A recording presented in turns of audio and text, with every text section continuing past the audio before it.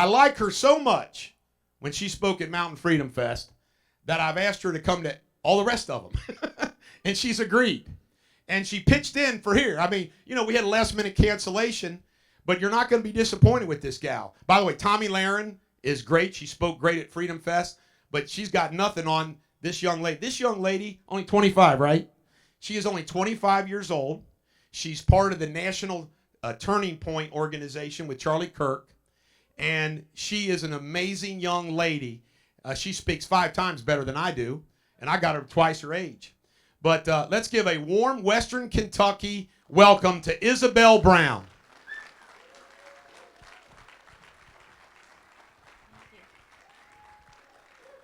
What a warm reception. Thank you all. How's everyone doing tonight? Okay, come on. How are you really doing tonight? Awesome. What a privilege it is to be back in the beautiful state of Kentucky. This is my only second visit to your beautiful state after coming a few weeks ago. And I flew in early this morning from Phoenix, Arizona. So very, very happy to be here with so many friendly, smiling faces, beautiful fall weather that's not 100 degrees, which is always nice to escape, and be surrounded by patriots who are so passionate in fighting for freedom. We have a great group of people here tonight. And it's a little intimate, so we wanted to keep things as casual as possible, give you as much opportunity to converse back and forth with us as possible, and therefore I'll try not to give too long of a speech, but it may not surprise you. I've never been one to sit down and shut up and stay quiet. We'll make sure that we have some fun tonight. We'll ask some questions. We'll get to know one another, and of course do everything we can to fight for this next generation of Americans here in the state of Kentucky and around our beautiful country. For those who may not be familiar with me and my story, my name is Isabel Brown. I'm a 25-year-old independent content creator and live streamer, which sounds so silly to say because I never dreamed when I was 18 or 19 or even 20 years old that a few years later I would be standing up here on a stage in the middle of Kentucky speaking with all of you about fighting for the future of American politics and culture. In fact, my dream was not to do anything associated with politics. I grew up in the home of 2 Catholic lawyers, and something in me just wanted to rebel a bit from the political and religious conversation that I always grew up having as a child in my home in Colorado. I loved truth as a kid, and I loved the pursuit of that truth in high school and even before, so something in my heart led me to pursue a degree in biomedical sciences at Colorado State University with the intention of becoming a trauma surgeon. I loved the idea of helping people while also pursuing the answers to life's biggest questions, knowing what was real versus what was false, what we had proven to be true versus what we knew to be lies and to be fantasy. But I quickly found myself, even in the midst of my largely agricultural college campus in northern Colorado, about as middle America conservative as one could get, surrounded by the reality that science really wasn't about the pursuit of objective truth anymore in America. In fact, especially science in academia ended up being much more about my professor's political opinions and the talking points of the day, much more than asking those tough questions that I cared about. Particularly after the 2016 election, in which I was a sophomore at Colorado State University, I found myself, even in my classes like anatomy and physiology and biochemistry and organic chemistry, any fellow OChem survivors in the room? A handful? It's the worst class ever, right? I took it 3 times. It was horrible. I even found myself in the midst of those classes spending much more time talking about why a southern border wall was racist, or why the First Amendment was outdated and should be completely rewritten to fit the standards of today to ban hate speech. How it was the fault of my parents' generation who so oppressively elected the evil orange guy to sit in the Oval Office in Washington, D.C. that was a literal white supremacist, literally Hitler. And we could go on and on and on with those examples, then talking about cellular formation or fetal formation of a child through the womb through all 9 months of pregnancy and everything else I expected to learn getting a degree in biomedical sciences and preparing for medical school. I will never forget the day after the 2016 presidential election. As somebody who cared about politics, but really just as a hobby, I was excited to vote, and I was very excited that the person I voted for the first time for president had won the election the night before, and I showed up to my college campus one bright November morning only to show up to my first class of the day, Spanish medical terminology. Not exactly a politically charged environment, one would imagine. To have my professor show up 30 minutes late to our 50-minute class, sobbing her eyes out, dressed head to toe in all black with a black lace veil draped over her face, to discover that every professor at my school of 33,000 people had showed up in their funeral garb, mourning the loss of America. I laughed, like all of you, at first, and I wasn't really sure how to react, but I stopped laughing when I looked around the room and noticed every single other student in my course either crying themselves in hysterics or nodding along almost robotically with everything that my professor was saying. She kept repeating this line, "My generation did this to you. My generation did this to you. We elected a white supremacist, and I cannot apologize enough. There's free counseling if you need help with trauma. Our tests are canceled. The final is canceled." This happened in every class. This was not an isolated incident. But that line stuck with me. My generation did this to you. And I realized at that point, as a 19-year-old college student, it was beyond any fathom of imagination for any of my professors or administrators at a large, traditionally agricultural, conservative, public land-grant school in America that a 19-year-old could have possibly voted for Donald Trump for president, or could possibly support freedom of speech and the First Amendment, or want to attend a university that encourages intellectual curiosity and challenging your perspectives. That reality completely set the tone and redirected my path of what college was supposed to be like versus what I actually ended up experiencing from 2015 to 2019. And in the midst of all of this craziness, I decided I wanted to do something about it. So I ran for student government in my community.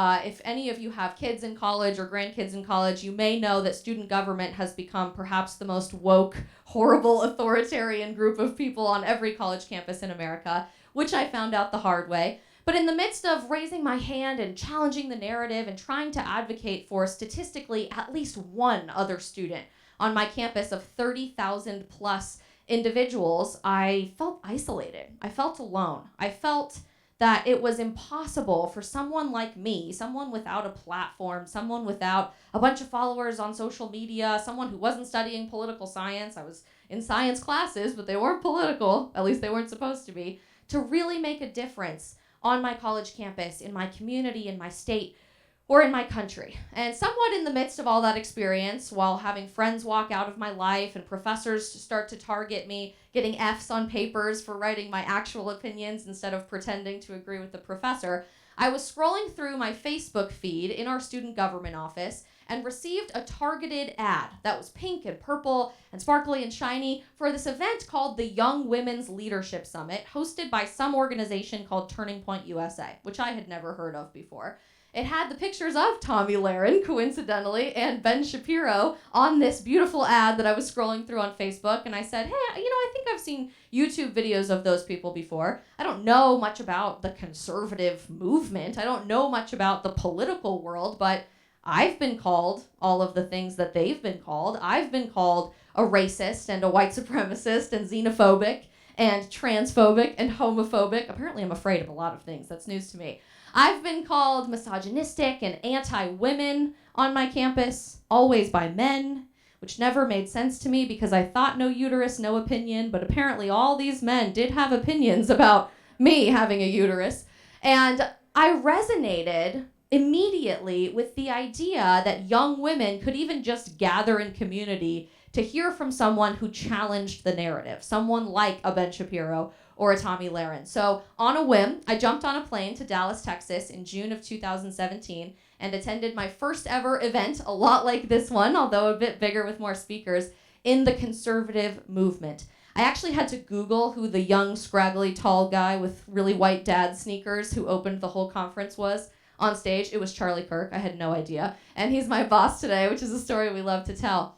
But I immediately fell in love with this idea that young women in high school and in college and in their young professional years didn't need permission from anybody else to be successful or to be free in America. They didn't need the government to tell them they were equal to everyone else. They just were. They didn't need their professor to say that they deserve the same degree as a man or they deserve the same grade as a man. They just worked for it.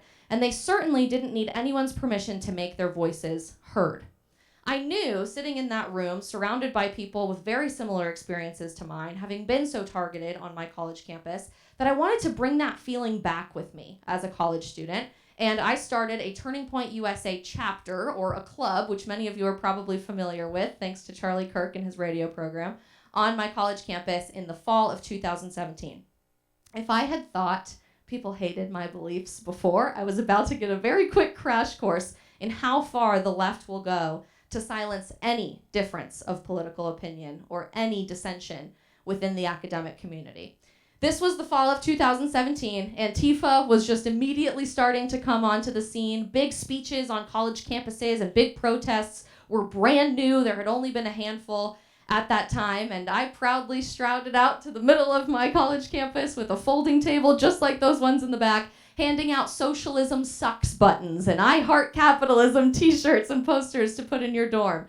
I was called every horrible name in the book, all the ones that I mentioned and more. And when I had the opportunity to host a speaker on my college campus, Charlie himself, I was immediately the target of an anti-defamation campaign from groups like Antifa and leftist professors and administrators at my university. I received countless death threats, threats of violence, even people threatening to rape me or sexually abuse me in some way. I even had the address to my one-bedroom apartment where I lived alone doxed or posted online without my permission because I had gained the reputation of being that conservative girl on my college campus. Not as a political science student, not as someone running for student body president, not as someone who had ambitions to be the next governor of Colorado when I graduated from college, but because I was a scientist who believed that the job of my university was to challenge my way of thinking and present a difference of opinion.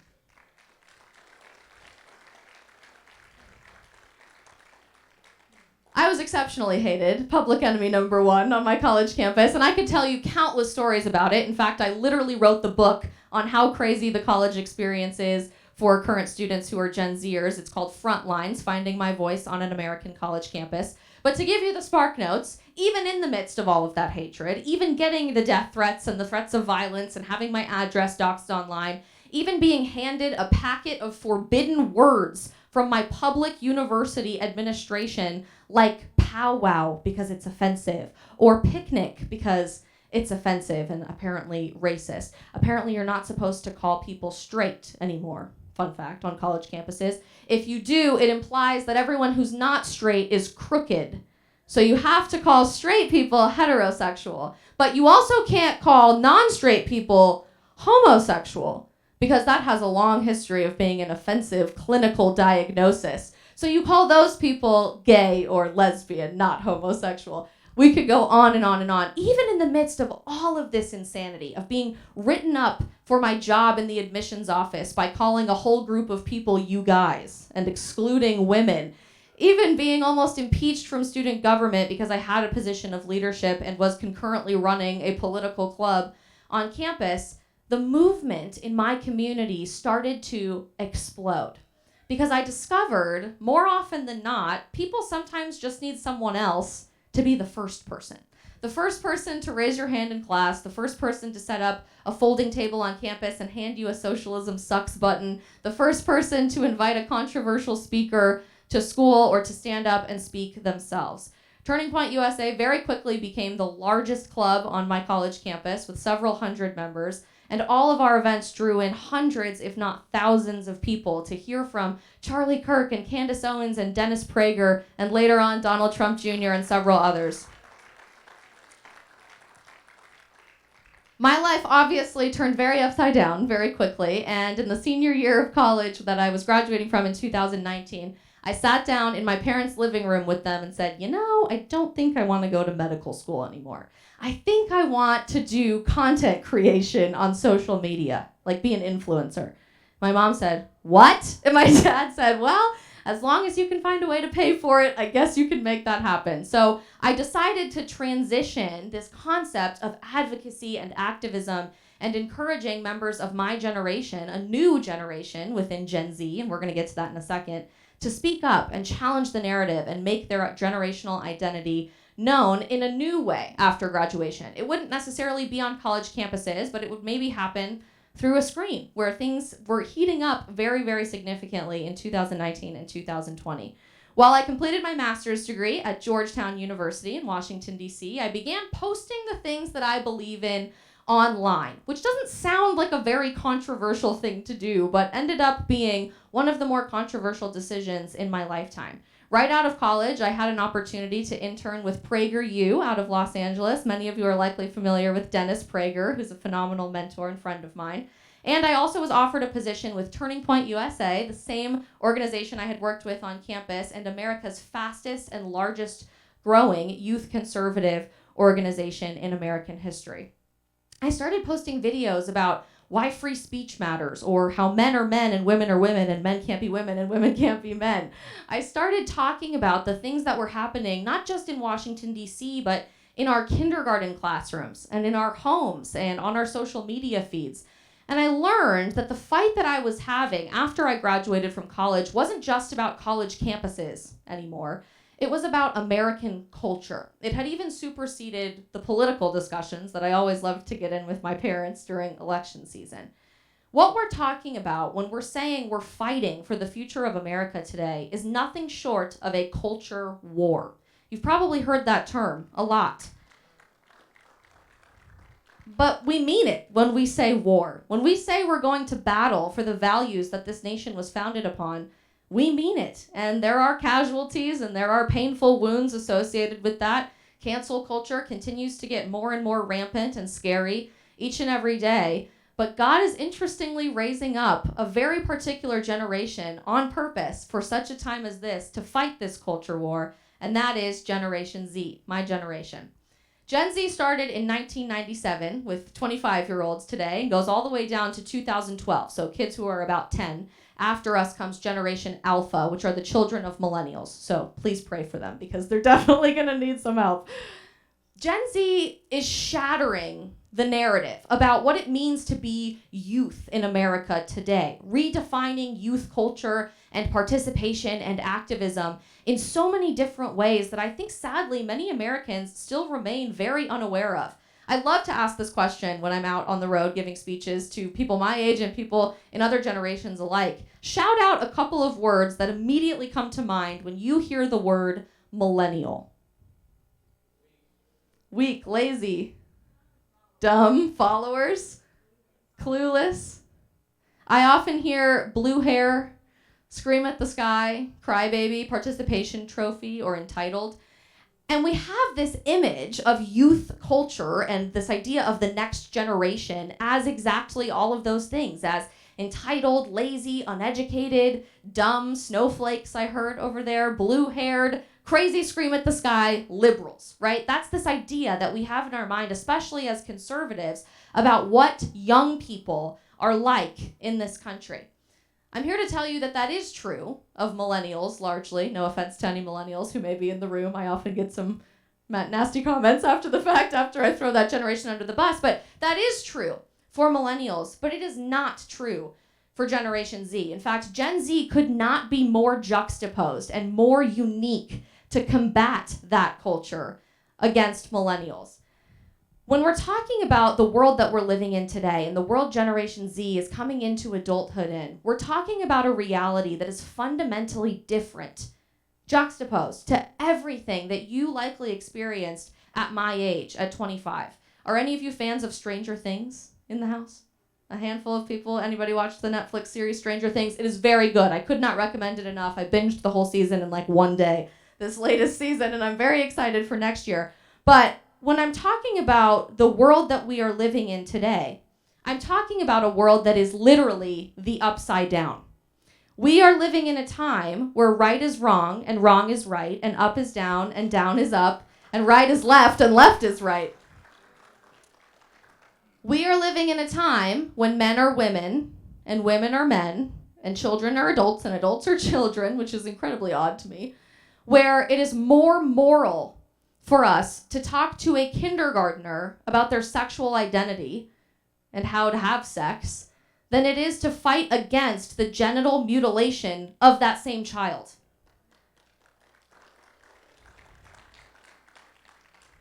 We are living in a time where we are not judging people based on the content of their character. We have fully regressed to judging people based on the color of their skin.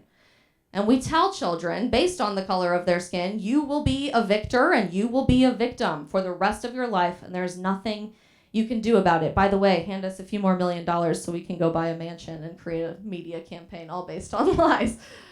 We are living in a time where our federal government, it turns out, as it was exposed yesterday, and I'm not surprised if none of you have heard about this because it just came out and nobody's talking about it, our own federal government is blaming censorship problems on private companies while they work through the back door with companies like Meta and Twitter to censor and silence you using .gov email addresses.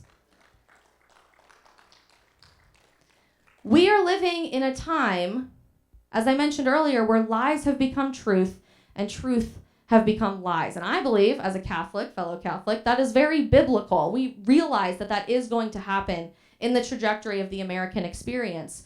But what your children and what your grandchildren are experiencing right now at this moment in time in 2022 is at odds with any sense of reality that you may remember from the United States of America. Many conservatives like to point the finger and say that that's Gen Z's fault somehow.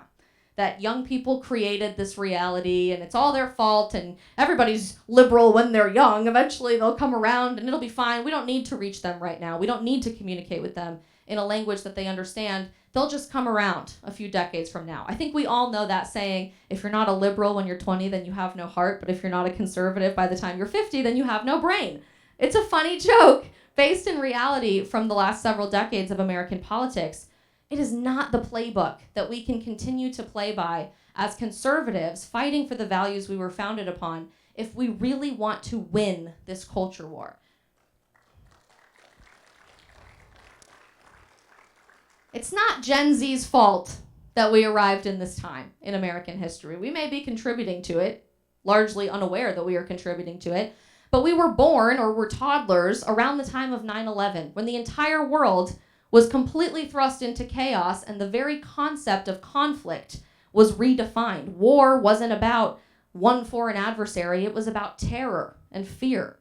We grew up through the 2008 housing crisis and the idea of politics being completely transformed to culture with the election of President Barack Obama in the yes we can and hope and change era. We watched our parents lose their homes or their jobs, and we were told the entire time the devastating effects of that reality would probably mean we would never be able to afford a house ever in our lifetime. We're still told that, by the way, thanks to Bidenflation. Love how things come full circle. History very much is cyclical. We were kids practicing how to hide from active shooters in our classrooms by literally being sitting ducks in the corners of our classrooms, because the only way to combat evil was to take away the weapon and not protect the kid, as if that's even possible, right? We came into adulthood during a time where the only way to succeed, we were told, was to go get a 4-year degree in underwater lesbian basket weaving and go $250,000 into debt for a program that doesn't even exist in the real world, right? To get a degree for a job that doesn't exist, so that we can keep going back to school and just get more degrees when we can't get hired, and that would be our perpetual cycle. Or if we did enter corporate America, to climb the stupid, pointless corporate ladder that never actually leads to long-term success for the vast majority of people, to be the intern who is unpaid and overworked 80 hours a week, to then get hired as an admin, and then an executive, and then maybe, if you're lucky, you'd be a C-suite employee. We saw a tiny glimmer of hope under the election of President Donald Trump, where our salary was going up and it was cheaper to buy gas and groceries, but that wasn't the norm. The norm that we experienced was a lot like the norm we're experiencing now, where everything is expensive and it's difficult to obtain. We are told that we should never grow up, that we should just date as long as possible, as many people as possible, and try different things on, and maybe even don't settle down with one partner to be dating. Why not just date 8 people all at once? Because that's the new thing to do. To download dating apps instead of get married young. To certainly not want to have kids, because that will literally kill the earth, by the way. Haven't you heard? But even beyond that, kids, they'll just end your life, right? You'll have to grow up too fast, and that's not something that you should want to do. We've been told these lies over and over and over again by those who came before us, and yet shockingly, even in the midst of all of that, the one thing that remains true from every generation throughout all of American history is what? That each generation wants to rebel against the people who came right before them. The punk rock cool thing is to be different from those who were just before you. Millennials, as we talked about, are these blue hair, entitled, liberal, socialist, scream at the sky. I think of the construction vest girl with the 2016 presidential election on the ground screaming, "No!" That meme. We've all seen it. It's very good. That's what I think of with millennials. Gen Z, even in spite of being taught this narrative that's presented as the only option over and over and over again, to embrace leftism and authoritarianism, to reject traditional values, to go into anarchy in every way that we possibly can. We're rejecting that because we want to rebel from the people that have continued to repeat that narrative to us each and every day. Gen Z, when polled in 2020, was found by several national polls and surveys to be the most conservative generation America has seen on an issue-by-issue basis since World War II. That's something to clap about. When you take away these words like Republican and Democrat and conservative and liberal and all of the divisive terms we use to put people in boxes today, on the issues, Gen Z is embracing liberty. We're rejecting the 4-year liberal arts degree that is ultimately going to put us hundreds of thousands of dollars in debt to instead start our own businesses. 62% of Gen Z indicates they already have or intend to start their own business.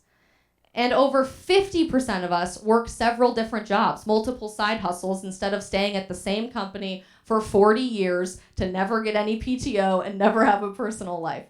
In fact, Gen Z's average length of a stay in their job in corporate America is only 18 months because we've figured out if you move out, you can move up.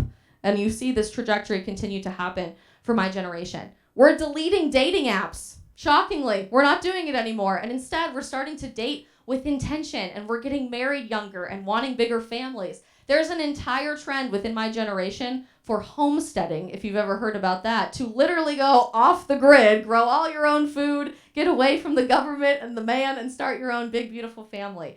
We're calling for tradition in the church, and we're going back to church, shockingly, in a world that's rejecting the concept of faith. And we're doing it now. Not when we're older, not when we have enough life experience or several decades of corporate work under our belt, not once we're married with several kids and a house and a mortgage and 3 dogs, but right now in our teenage or young adult or young professional years. I love that about my generation, and I find no coincidence that we happen to fall at the end of the alphabet with Generation Z. We are in a time in America where we are also at the end of life as we know it. But that might not be a bad thing, particularly in the world of conservative politics. The number of times I've been told in the last several years since starting speaking and posting on social media and live streaming and going on Fox News and Newsmax and the radio that I'm too young to be talking about all of this because I don't have enough life experience and I should wait, work my way up through the party and then talk about all of these things is so frustrating. But I'm seeing a turning point, for lack of a better term, in the midst of that process. I'm seeing Gen Z say, life as we know it is really not all that great. We're in the midst of the biggest mental health crisis America has ever seen. Substance abuse is through the roof. My friends are committing suicide. I can't afford anything. I can't make my voice heard. The government, not the private company, is literally shutting down my speech in today's public square, which happens to be on here, not on your street corner. My friends aren't happy. My parents aren't happy. Maybe there's a better way to do things, and we're starting it right now instead of waiting for permission. That's not new, and I'm here to encourage you to foster those conversations in your own communities, especially here in Kentucky, because this idea of fighting for this next generation is fighting for life in a new era, life after life as we know it. America has always relied on young people standing rooted in truth and fighting for the things that they believe in a punk rock, rebellious, patriotic way. I ask this question a lot to high schoolers and college students around the country. What document is important from July 4th, 1776? I also got Constitution from a whole group of high schoolers the other day, so I think there's a lot of confusion in the American education system. Yes, the Declaration of Independence. And when we think of the people who wrote and signed that document, when I ask people my age on college campuses or just younger than me on high school campuses what those people looked like, they all have the same answer. Old, white men. Ancient white men, right? Not that there's anything wrong with that, but that is kind of the boogeyman of today's society, that it was these geriatric, wrinkling, falling apart at the seams, powdered white wigs, old, out of touch, completely culturally unaware people that formed our country. They couldn't possibly know what was culturally relevant then, let alone write a document that would stand the test of time for what's culturally relevant now, right? That's why the Constitution has to be a living document, according to so many people who spew this nonsense at my generation. Wrong.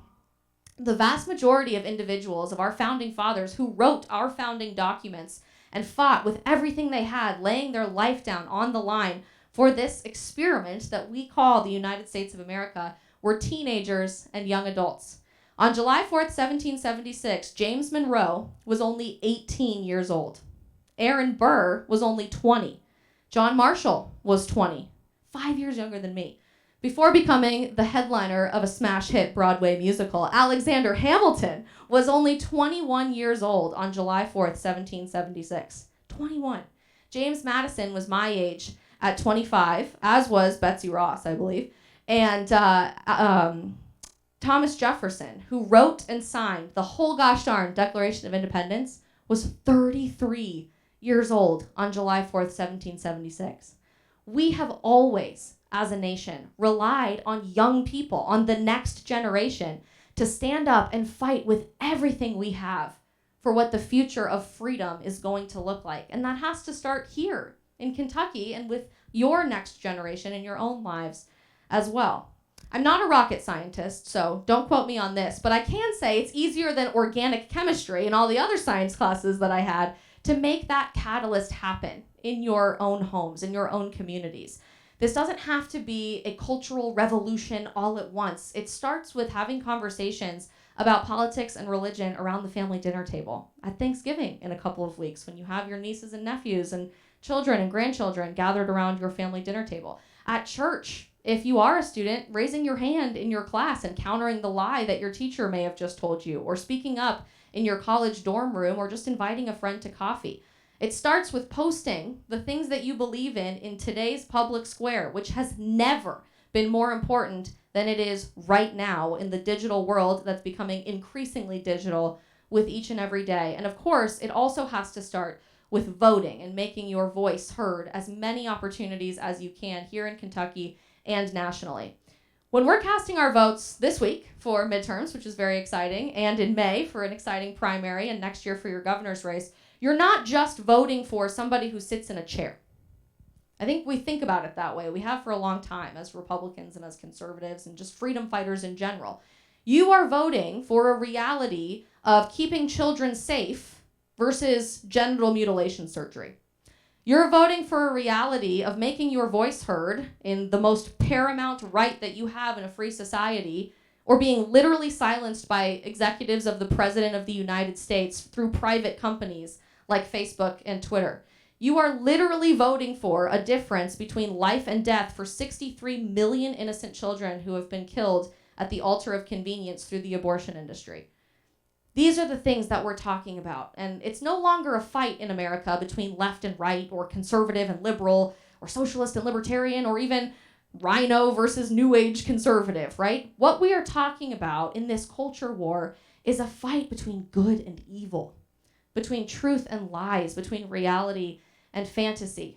I am so encouraged by my generation and so encouraged by what we call Gen Z at Turning Point USA. We say Gen Z is Gen free. and it's cute and catchy, and we put it on a lot of slogans and buttons, and it's all over college campuses. But I believe we can all be generation free if we're willing to get up every single day and do one simple thing: tell the truth. Thank you so much for having me. We'll take some questions. And life as a content creator on the road, I have a video going out in approximately 45 seconds. So I'm going to go push a button, and then I will come right back. All right. Thank you, Isabel. Let's get it up again for Isabel Brown.